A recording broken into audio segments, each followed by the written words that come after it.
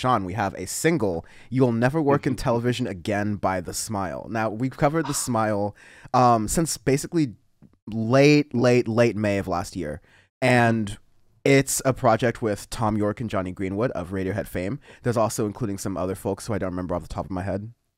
You know, Yeah, and I forget too, but I think Nigel Godrich is producing naturally because he does all of their work, and then their friends on drums. So it's a little three-piece band, and they did a Glastonbury surprise show, and it was like the live thingy. Kind of debuted some material and everything, but they never officially released anything yet until they say that the album is done. They're just trying a bajillion different ways of structuring it into an album, which I think is actually cool. Going back to last year of our Adele review of saying how she literally structured everything to be played through, and Radiohead are like, hey, or Tom is saying, hey, give us some time because we want to make sure when we get it down, everything makes sense and it is the way we want it to be. So more power to them.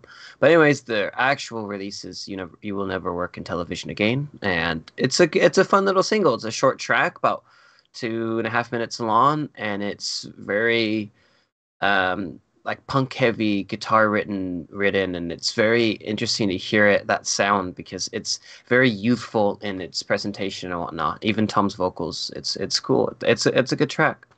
Yeah, you can definitely tell it's like older Tom York doing this, and it's not like the Kid Amnesia release that we did last year, where we actually got to experience some of the older Radiohead songs and to hear them in that way, in that kind of tone, or in that box of history sort of.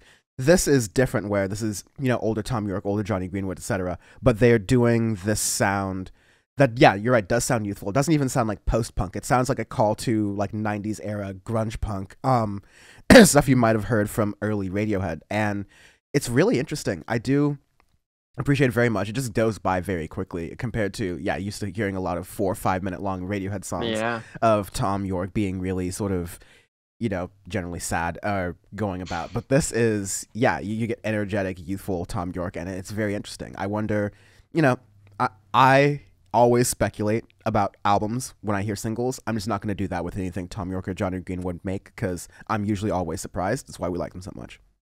Yeah, exactly. I was very surprised when I first heard their live performance, and with the single too, it's just like the live performance. But I'm like, wow, it's very different from their most recent projects, but in a good way. It's very fresh take for them. So yeah, excited. And they're going to release an album this year, so we will definitely review that. Yeah, and I'll probably try and see them live, so because they're actually going to do live shows in January right now. Fuck you, England.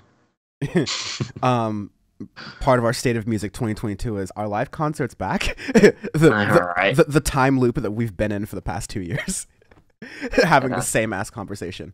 But yeah, it's going to. A thought I had earlier today was that I don't really want to.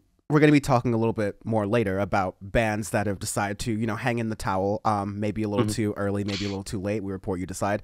But I'm at the point with Radiohead where I think we've talked about this before. I maybe only want one more Radiohead album, but the individual members of Radiohead are doing so much. Yeah, keep going. They're doing so much with their production, not being in Radiohead. Not like Radiohead was holding them back, but there's only so much you can do with that band before becoming great Uncle Rock. Not like, oh, this is phenomenal Uncle Rock. Like, no, you're now like double Uncle Rock too, right? Yeah, and they're saying that too. They're like, we might have one more in us, and then that's about it because everybody has families and shit, and they've been doing it for 30 years. But anyways, that's enough Radiohead talk. Even though this podcast is called Audioface for a fucking reason. But Dan, take it away.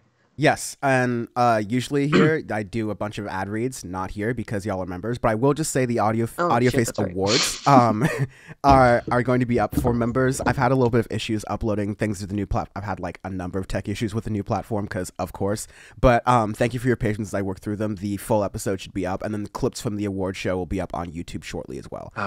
Y'all not ready.